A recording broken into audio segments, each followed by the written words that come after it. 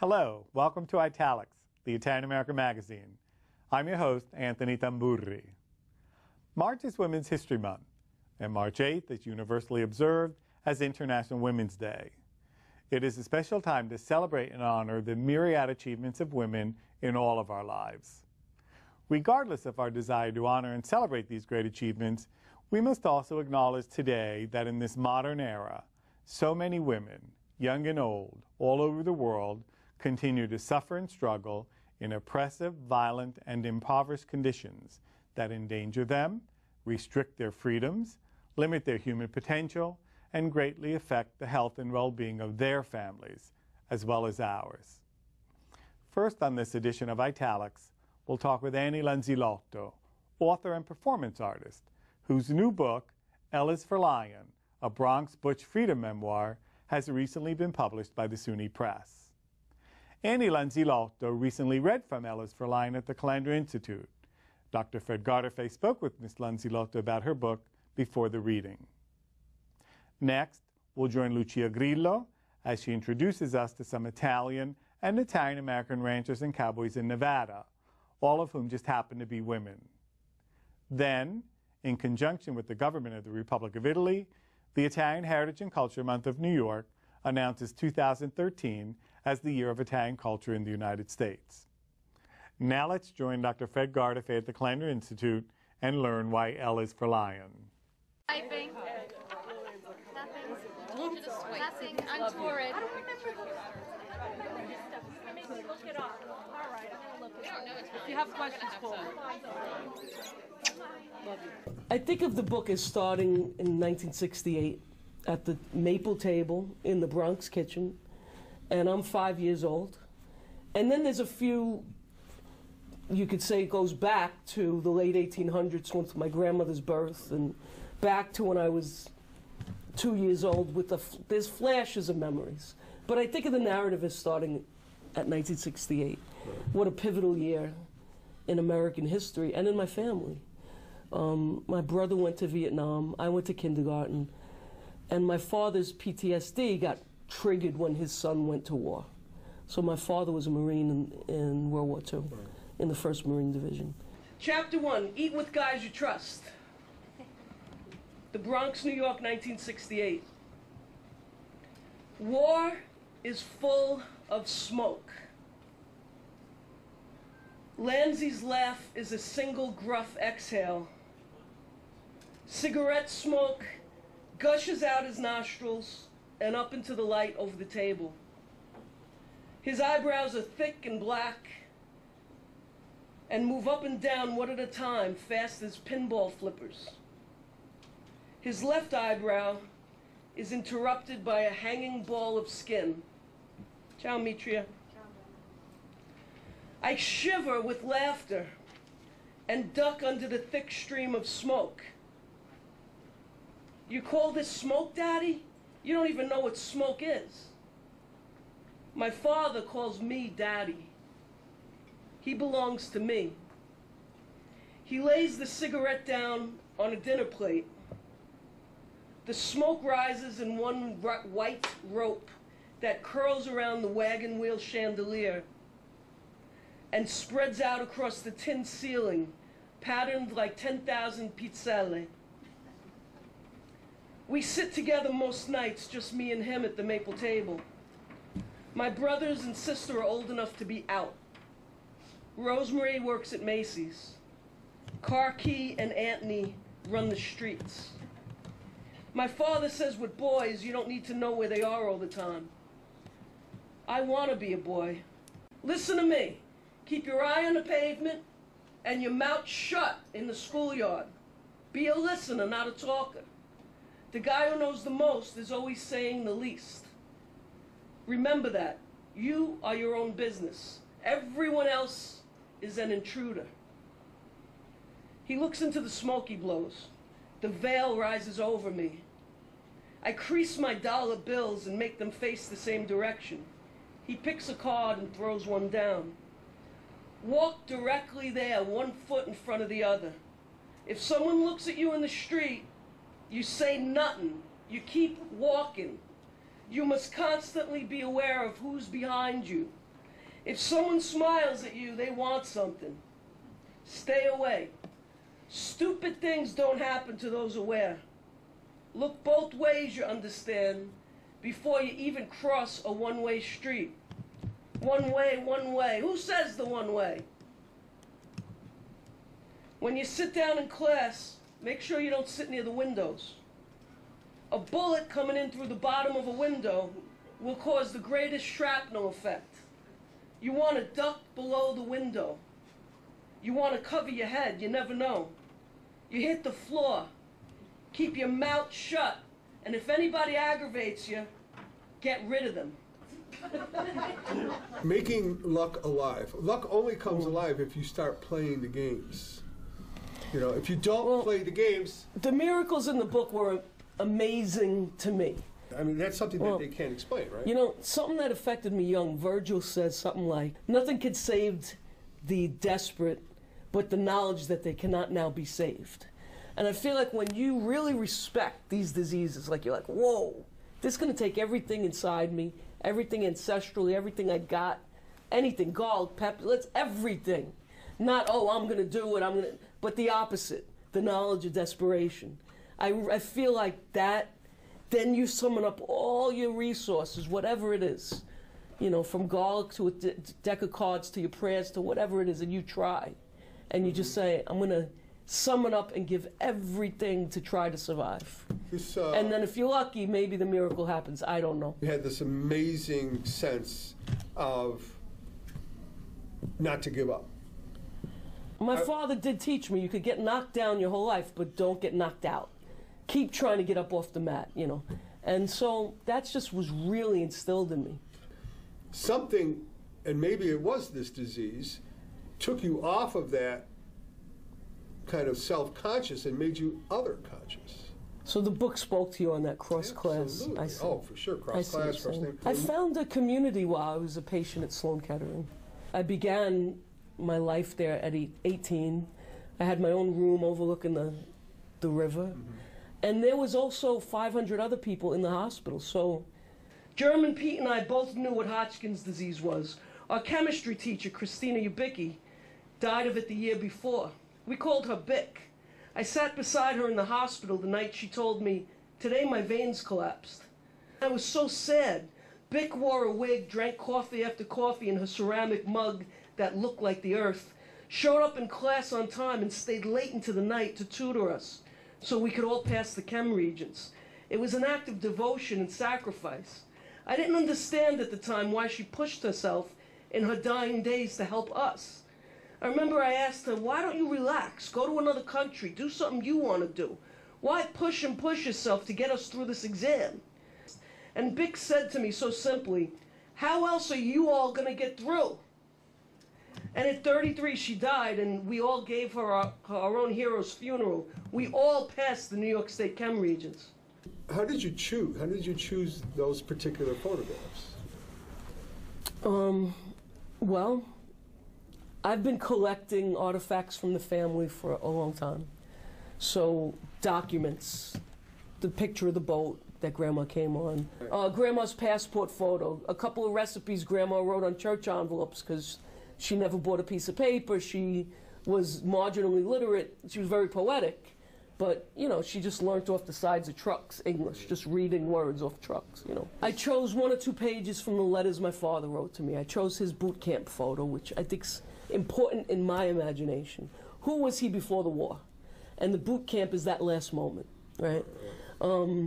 Pictures of my parents on the beach and their wedding picture, because that wedding picture, there's 4 people in a close-up. All of those 4 people had either battered wife syndrome, committed suicide, post-traumatic stress disorder, paranoid schizophrenia, and paranoid schizophrenia in 4. So it's almost like looking for clues as a writer into, look at these people on the verge before any of that happened. Just a couple of shots from the book, just scroll through. This is my mom and me. Yeah, keep going. Let's go to some of the older stuff. There's my father. I like this shot because you see how he's pointing at me. You see him pointing, and he was probably teaching me how to strip copper wire or something. My mother's laundry was year-round outside. This was the blizzard of 1969, for anyone who remembers that. My grandfather died shoveling snow. That's how bad that blizzard was. He just didn't stop shoveling until he was dead. And that's what kind of people we are. I mean, Rosette was editing my book. She almost didn't stop editing until she was dead. All right, let's see what else we got. Yeah, go ahead, keep going. We'll just, oh, look how gorgeous my mama, Racalina, Petrozelli Lanzillotto. Keep going, let's see what else we got. Oh, here he is before the war. Lanzi, the big, beautiful man before World War II. There's Sister Rosaria. And there's Father Calderola, who, when my father beat up my mother, this Monsignor came to the house. And my mother asked him for help, like come to court, do something. And he grabbed his vestments. This is according to my mother. This is an oral history. And he said to her, "This is only a piece of cloth. What can I do?" So it's interesting. The women's movement's come a long time by necessity. My puppies and the epitome of femininity in my family, Vincenza. All right, let's go. The boat, the Duca degli Abruzzi, that Grandma Rose took with her sister, Lucia. This is a whole big legacy for me. My father gave me this flag when I was 8. He killed a soldier named Toshiharu Kotani. You could see the wounds right there in the flag. And the Toshiharu Kotani's family's history is written on the flag.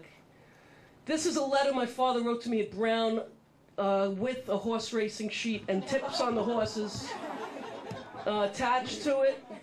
That's Grandma's birth certificate. I do have dual doppia cittadinanza, dual citizenship. That's me with the X on my chest. Maybe we'll stop here just because there's so many photos. This is Cecil Rowe. He was the most spiritual gatekeeper of Sloan Kettering. I honored him as a healer. He was, you know, really the biggest healer at Sloan Kettering. I mean, you know, when someone gives you love and a big hug and a thumbs up, a little flower in a peroxide bottle, and parts the traffic so that you could walk in the door, you know. Thank you.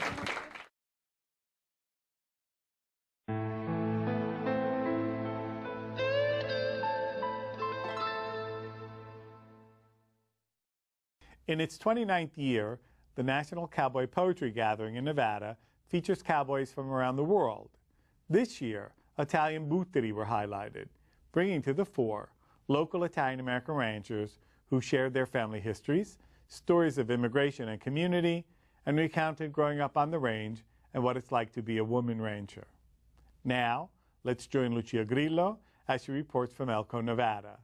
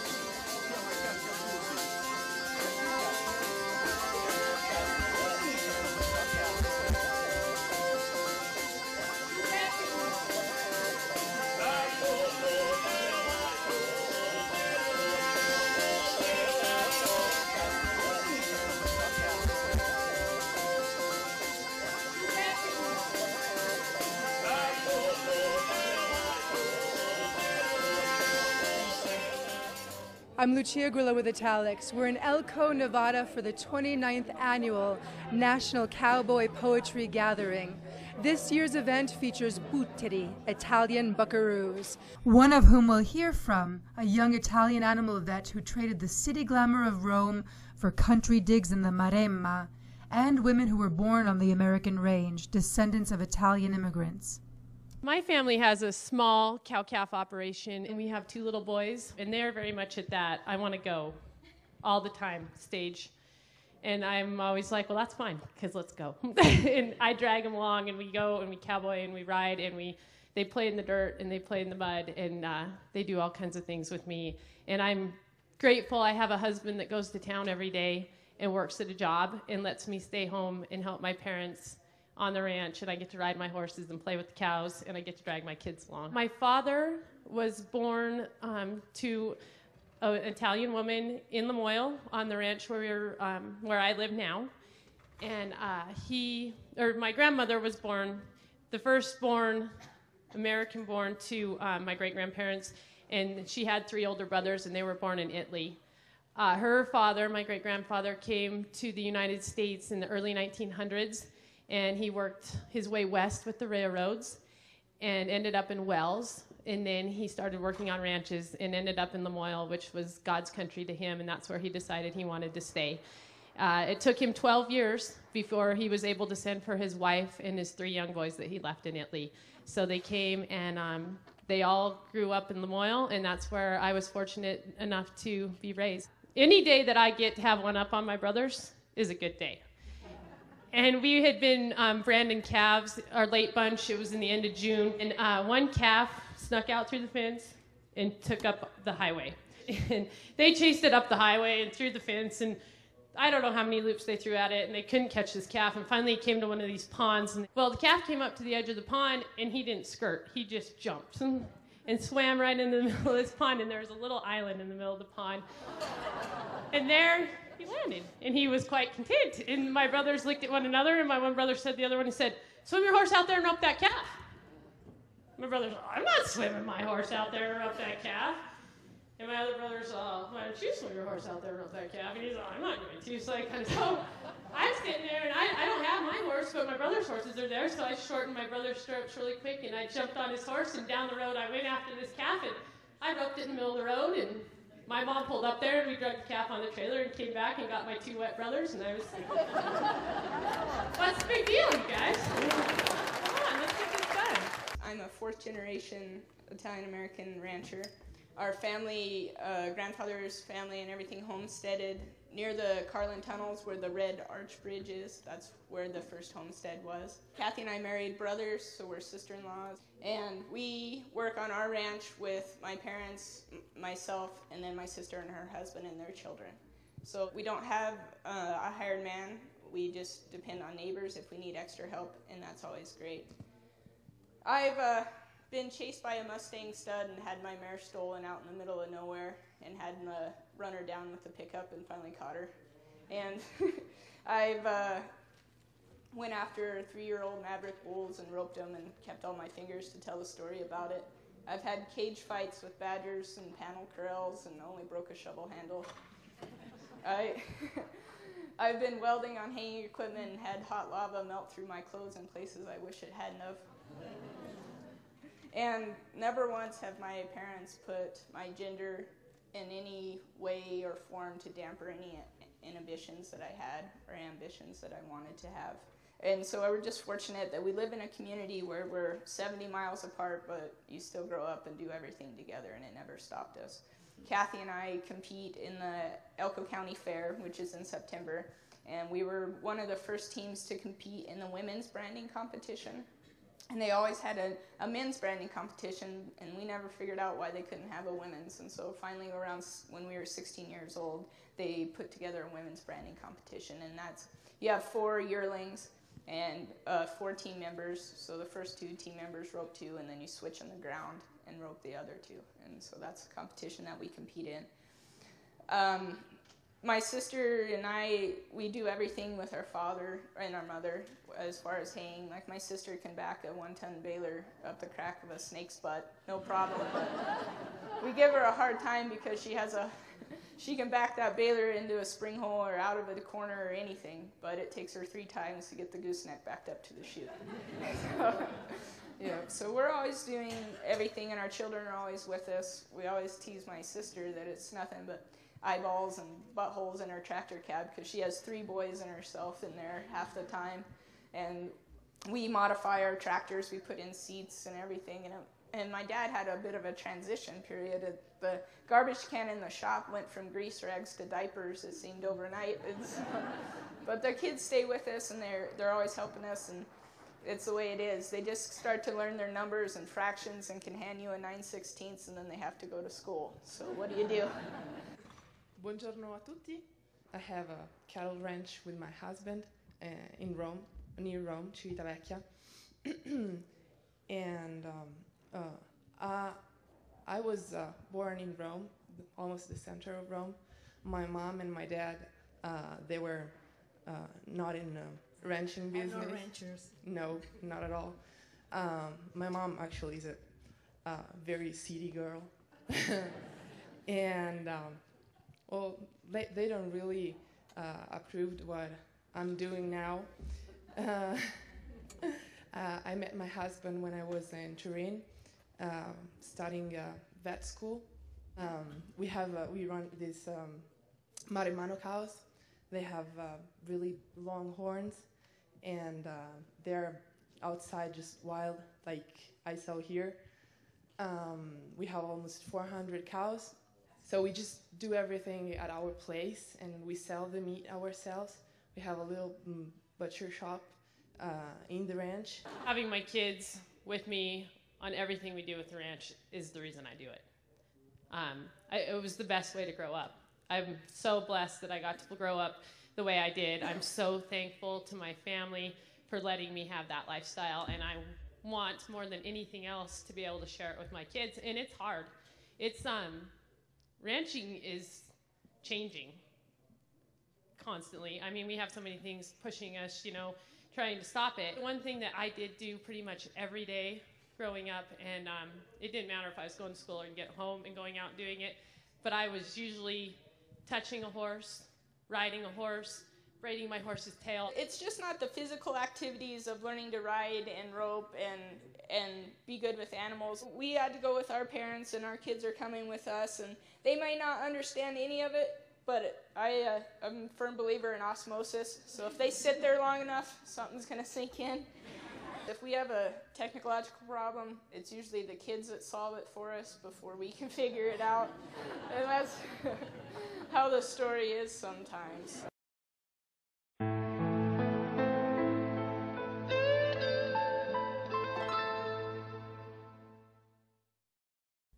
The Italian government recently unveiled a special initiative entitled 2013, the Year of Italian Culture in the United States.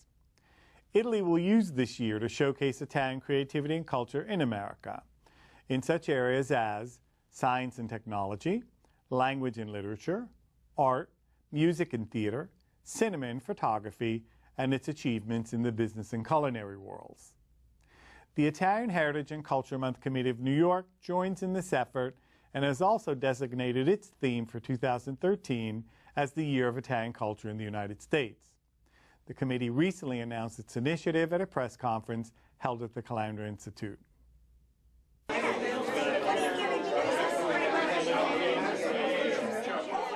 I would like, obviously, to invite all of you to take part in all the initiative, or at least since they are 180 all around the United States, it's almost impossible to see and experience everything. But certainly, I strongly invite you to be present, to take part in all the different initiatives which will take place in New York and around New York. Each year for 36 years, we have put out a poster, and this is when we were just a week. And then we went to a month. But how do you put into one poster everything about Italy, everything about Italian Americans? And so we really stole something, because when the Apollo David, or David Apollo, was in Washington, we saw this piece and said we should make that the core piece. Usually the challenge is we do one poster for a year, one theme. This year, as Joe said, the theme is really a year-long theme. So we said, let's do more than one poster, essentially. We started with the Apollo David, which was unveiled, I believe, in December in D.C. Yes, I think it's still on display, if I'm not mistaken, yeah, right? And then throughout the year, there's various projects and themes throughout the country that are being highlighted. So we picked from those themes artwork or concepts that highlight them. In the case of art, right now, in fact, at the Frick, the Della Francesca exhibit is up, so we use that. And this piece is also there.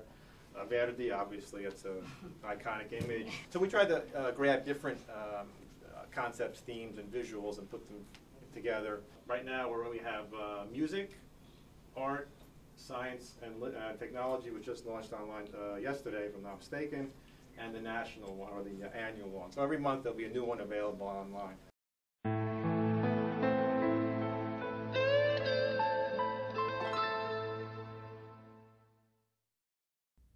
On Italics News Briefs, we bring you a quick overview of some of the events making news in our community. On the corner of Green Street and Washington Place was once a factory called the Triangle Shirtwaist Factory. In 1911, a tragic fire killed 146 people, mostly young women who were recent immigrants. The tragedy prompted massive changes in labor laws, fire safety, etc. For instance, the big red exit signs we see everywhere today. It was the fire that changed America. But even today we see safety issues for factory workers in the garment industry around the world. In order to participate in the competition, you just have to follow 3 simple steps. Number 1. Register on the competition website and pay the small entry fee. 2. Design one 24 by 36 inch board that illustrates your idea. 3. Submit your board and short description of the concept. When you register, you get an email from PayPal with a receipt number. The last 6 digits are your registration number for the competition. The memorial is going to be a vertical 3D surface mounted on the 2 sides of the building which face the street. Architects call this a second skin, but you can also think of it as a dress for the building, or simply as a huge 3D canvas. You may not cover windows, entrances, and mechanical stuff. The best ideas will be selected and will receive feedback from the Memorial Design Committee. Your job is then to continue working on the idea. Once you resubmit, you'll get a $500 stipend for the extra effort. The final winner will be selected by the jury and will receive a $5,000 prize, and their idea will be built with the expertise from an architect and structural engineer. Register today. This is your chance to leave a permanent mark on the public art landscape of New York City.